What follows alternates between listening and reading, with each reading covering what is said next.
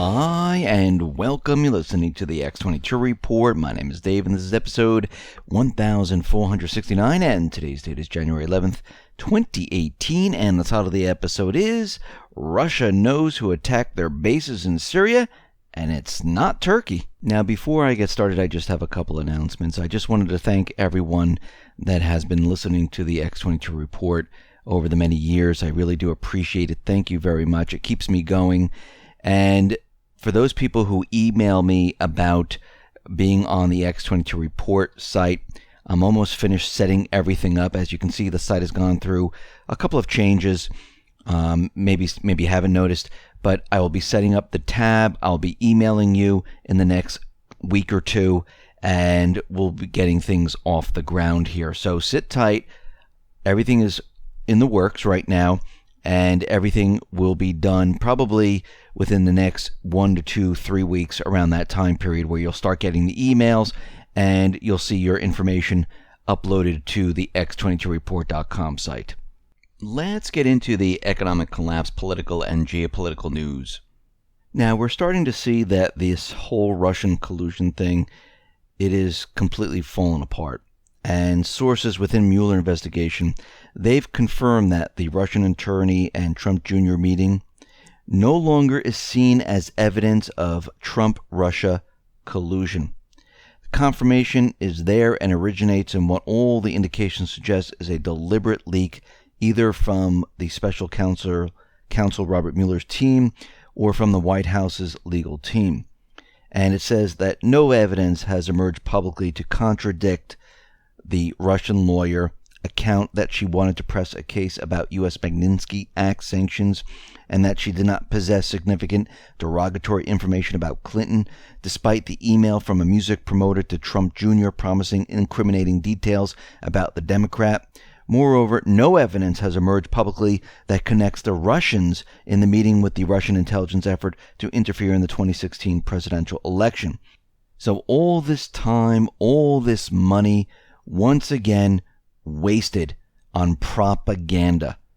And here we are today, and Mueller has absolutely nothing. Now, what's very interesting is that we know that the Fusion GPS, that whole entire transcript of the testimony, was leaked by Dianne Feinstein.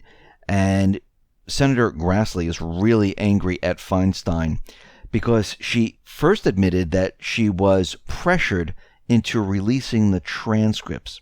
Then she retracted that.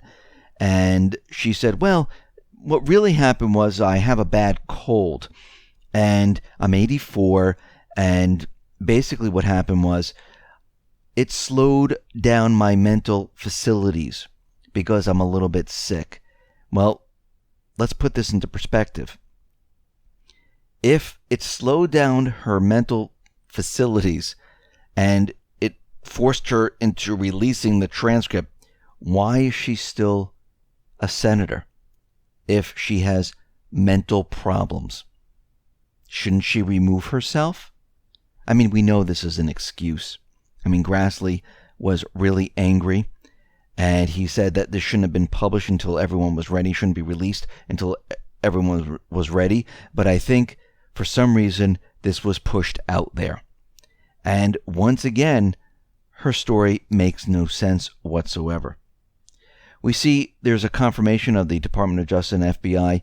They used the Steele dossier for the application to the FISA court to get that search authority on the Trump campaign. So what's happening here is all of this information is all coming out right now. And we're going to see a lot more of this. We're going to see a lot of people that are going to be on the run. And I know we've seen many flights that have been turning around, and we've seen a lot of strange things. And I think this is the elites trying to get out or move away or escape, or not even the elites, those people who are in the know, trying to make their dash for the exits. And I think we're going to see a lot of these individuals trying to get out of harm's way here before everything starts to fall apart, because as we can see, the walls are closing in around them, and I don't think they have that much time left before they're all brought up on charges, and they're going to be standing on trial in front of the American public. Now, I think a lot of these people might commit suicide. That's a possibility. Some other people might run. And we still see that, once again, the cabal, they're still pushing their agenda and, getting rid of those people that have, that caused them harm, just like we saw with WikiLeaks. Now, what's very interesting, we know the central bankers, we know the cabal, we know they don't like the cryptocurrency market. They don't like Bitcoin. They don't like any of this. They want control of it. That's the whole point of this. And I think they're trying to make it look very volatile. And there was a news story that came out of Reuters, and it said that the South Korea prepares to ban Bitcoin. The part that they left out is that this is going to happen years from now.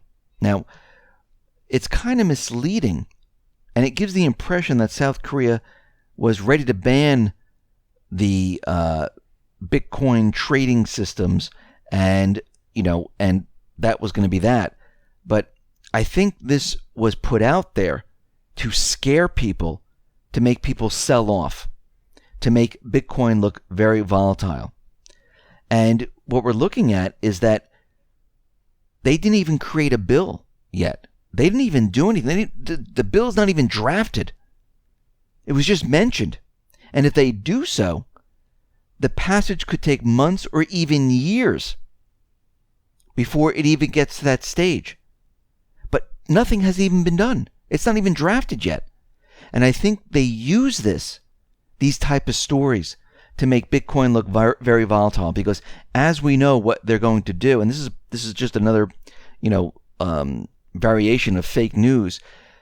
What they want to do is they want to keep having Bitcoin up and down, up and down, up and down. And I know Cliff High is out there saying this is alligator teeth. And I think they want this because they want it to look very volatile. This will allow, and they did this to the dollar and everything else prior to 1913 to get control of the creation of currency. They want it to look so bad. They want people to lose money. Even if people don't lose money, they just want to show the Bitcoin, the crypto market drop, and they can just say, yeah, a lot of people lost money. You won't even know if anyone really lost money. It could have been all their money in there from them creating free money and just buying up Bitcoin. But they just want it to look like this, and the corporate media can put the information out there saying, that, look how bad it is. A lot of people lost money. They can make up statistical numbers, and they can go to the government and say, listen, we manage the currency of the United States. We also need to manage Bitcoin or the crypto market. And this can happen in Europe. It can happen in Canada. It can happen everywhere. And this is what they're trying to do right now. And you can see with these fake stories, it looks like this is the push they're trying to do.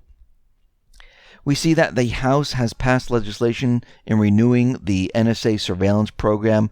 And again, this was originally acted in 1978. The act outlines the lawful procedure for collecting foreign intelligence. And basically what they use it for is they use it to spy on the American people, because they have the ability to unmask people, like we've seen with Trump, with Susan Rice and Obama and things like that. So Trump is out there, and he really didn't want this to pass. He backed off of it because he saw already that the House passed it, but he did create a memorandum. And the memorandum is ordering the Director of National Intelligence, Dan Coats, to create a policy requiring each branch of the intelligence community to create their own procedures for responding to the so-called unmasking requests.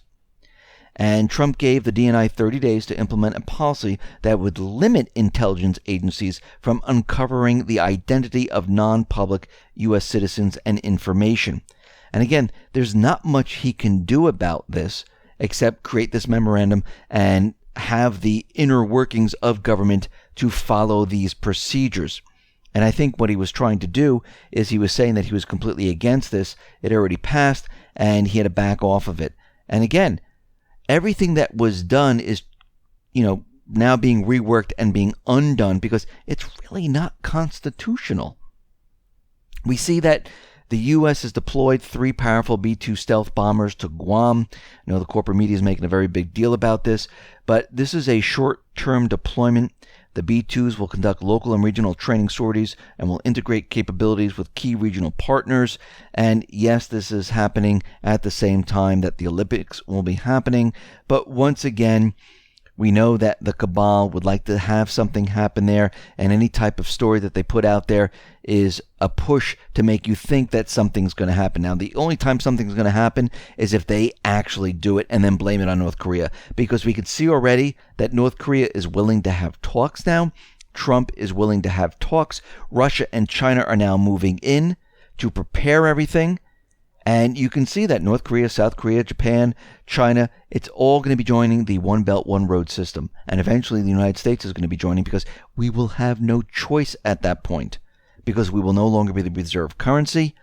We will need trade, because once the system comes down, we will need something to get back up on our feet. And we have to join this. There's no other way to do this.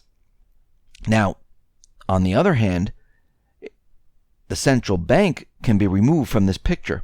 That would be the best scenario. Because if the central bank is still in this picture, I'm talking about the private Western central bank, eventually what's going to happen over time, well, they're going to take over the system once again. Just like in 1913, yeah, don't worry about it. We're just going to manage the economy. Everything's gold backed. Don't worry about it. Came up to World War II. United States became the reserve currency. We took everyone's gold. It was a gold-backed currency. Don't worry about it. And then 1970s, boom, off and running. They took us off the gold standard. And this is what they do. They're very patient. They don't care how long it takes. Because no matter what, they're always making money. Because they're creating currency out of thin air, putting countries into debt. So it really doesn't matter. Now, Trump is expected to extend sanctions relief for Iran, because it looks like Iran is abiding by the nuclear deal. Now, of course, what they're going to do is they're going to try to sanction individuals, which is absolutely meaningless. It means absolutely nothing. Now, yesterday we reported on these drones that came in, and it was trying to fire on the bases in Syria, these Russian facilities, these bases. And Russia shot down like 7 of them. Electronically took control of 6 of the drones, landed them safely. And while Putin was speaking, he said the following. He said there were provocateurs there, but they were not Turks. We know who it was. We know how much and whom they've paid for this provocation. The attack was a provocation aimed at undermining Russia's relations with its partners, including Turkey, adding that Russia had taken additional measures to protect its military facilities in Syria. Firstly, he said, these are provocations aimed at the collapse of the earlier reached agreements. Secondly, that is also an attempt to destroy our relations with partners, Iran, Turkey, and many others, and Syria. We clearly understand and therefore will show solidarity. Concerning the attacks, we have no doubts that they have been well prepared. We know when and where these drones were transferred, as well as the number of drones. They have all the information. And like I said, they spotted a U.S. spy plane near that location where these drones were flying. Now, the Pentagon was out there saying we had nothing to do with this. I do believe this was the cabal pushing their agenda with other intelligence agencies, trying to hit Russia, trying to get something started. And Putin knows exactly what happened. Now, is he going to come out with this information? Most likely. Most likely he will spill the beans and tell the world who has been doing this, and he's going to do this most likely at the right time. We see right now the U.S.-backed Syrian Democratic Forces, they've released 400 former Islamic State fighters a mere few weeks after they've been captured. Now, this is very strange. Why would they release them? Because it's all part of the same group. I mean, they were doing this to show that, we're going after the Islamic State, and now they're out there saying, okay, let's release them because we need more forces joining us.